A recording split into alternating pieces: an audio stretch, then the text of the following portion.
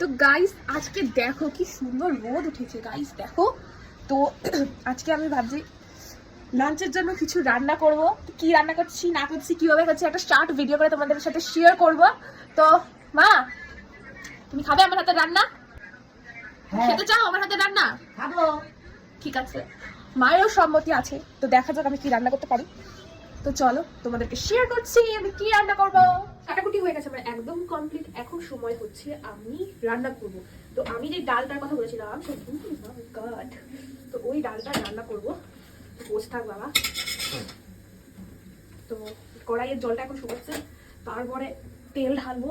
শুকিয়ে নিক আগে জলটা।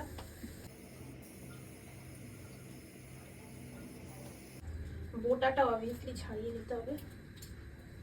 লঙ্কা দিয়ে দিলাম, এখানে অ্যাড করে দিলাম পেঁয়াজ।